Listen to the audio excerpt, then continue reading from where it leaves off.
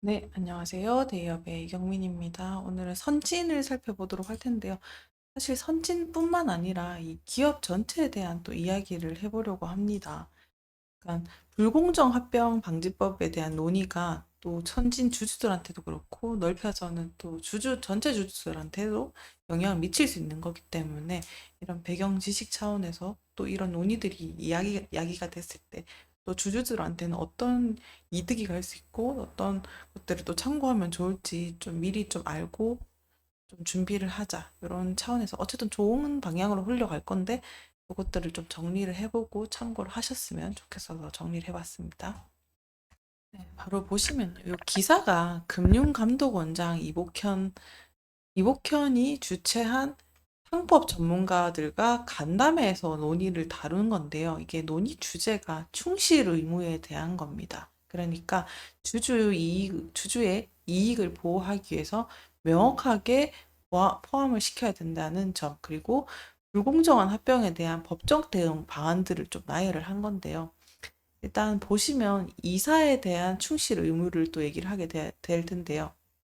그러니까 원론적이긴 하지만 어쨌든 회사 이사들이 회사 이익을 위해서 충실하게 수행을 해야 된다는 의무가 있는데 이게 주주의 이익을 포함한다는 것도 여겨진다. 그래서 일본 판례에서는 이 제한적으로 또 해석하는 게 있어서 이사의 충실 의무 조항에 대해서 조금 더 명확하게, 그러니까 주주에 대한 충실 의무라고 명시적으로 표현을 하자라는 의견이 나온 거가 첫 번째고요. 그리고 두 번째가 불공정 합병에 대한 건데요. 그러니까 기업들이 공정하지 않는 비율로 합병을 하거나 지배주주가 자신만의 이익을 또 추구하는 상황이 또 더러 발생을 하죠. 그래서 이런 일본 법에 있는 합병 정지 청구권과 같은 이런 제도를 도입해가지고 합병을 막을 수 있도록 해서 합병 검사인 제도를 좀 도입을 하자. 그런 이야기를 주장을 제기를 하고 있는 겁니다. 더불어서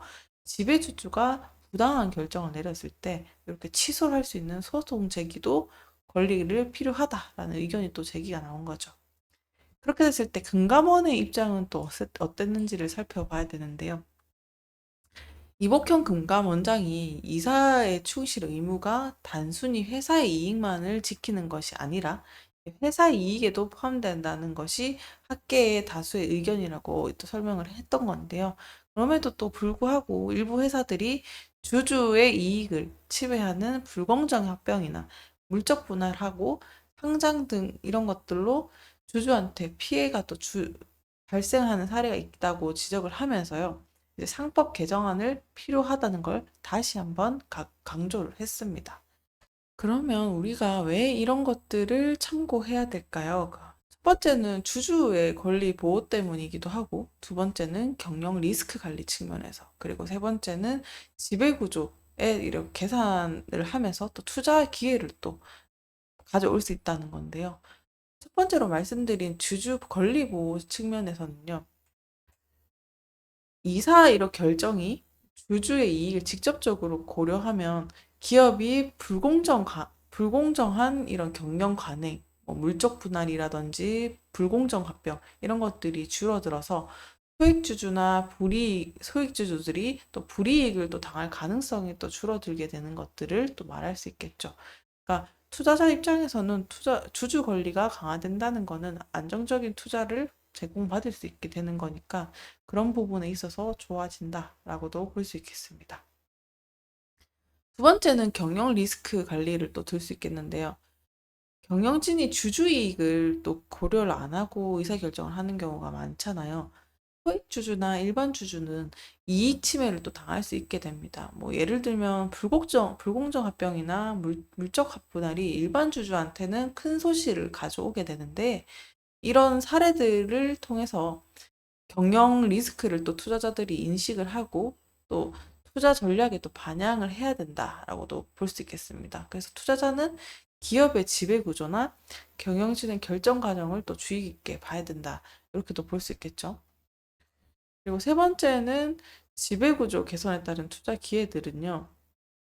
이런 개선들이 이뤄지면 일단은 투명성이나 책임성을 높일 수 있는 거를 끌 수 있겠죠. 그러니까 장기적으로는 기업 가치의 상승으로 이어질 수 있는 거기 때문에 투자자들이 지배 구조를 개선되는 기업에 관심을 가질 필요가 있게 되는 거죠. 그래서 뭐 지배 구조가 투명하고 주주를 또 중시하는 기업은 기관 투자자나 해외 투자자들한테 긍정적인 영향을 받기도 하면서 또 주가의 상승 여력이 있는 거니까 여러모로 좋은 요소다라고도 보실 수 있겠습니다. 그러면 또 주가에는 또 이런 것들이 논의가 실현이 됐을 때는 어떤 영향을 또 미칠 수 있는지도 그려봐야 되겠는데요. 뭐 일단 좋은 거니까요. 단기적으로는 일단은 좀 늘 불확실성이 뒤따르기도 합니다. 뭐 법 개정이랑 이런 것들이 논의가 시작되면요. 새로운 규제나 법적 의무 이런 것들이 의사의 결정의 과정에 또 재정비를 해야 되기 때문에 기업들이 새로운 환경에 또 적응을 해야 되는 과정을 거치게 되는데 이럴 때는 또 일시적인 혼란들이나 리스크가 발생을 할 수 있어서 보통은 좀 주가에 부정적인 영향을 미칠 수 있는 일반적인 상황이 펼쳐지기도 합니다. 그렇지만 개정안이 딱 통과되는 시점부터는 기업이 주주의 이익을 더 잘 보호할 수 있을 것이라는 기대감이 반영이 되면서 주식을 또 긍정적으로 평가하는 가능성들이나 심리들이 반영이 되기 시작하죠. 그래서 주주 가치가 보호가 될 거라는 거를 기대가 높아지면 투자자들은 해당 기업에 대해서 주식 매수를 할 수 있게 되면서 또 단기적으로는 또 주가 상승이 나타날 수 있는 구조로 갈 수도 있다라는 그림까지 그려볼 수 있겠습니다. 네, 불공정 합병 방지법 논의가 어쨌든 실현이 되면은 장기적으로 어쨌든 좋은 방향으로 가려고 하는 거니까요. 이사회 결정 덕분에 그리고 친화적으로 변할 가능성이 높아지는 가능성을 제기하는 거고, 이런 합병들이나 물적 분할로 인해서 피해를 또 방지할 수 있게 된다는 거, 더 나아가서는 큰 주주들이 또 보호를 받을 수 있는 상황이 펼쳐지는 거니까요. 이런 또 희망적인 얘기도 나눠보면서 공부도 해보고 대비를 해보는 시간을 갖도록 했습니다.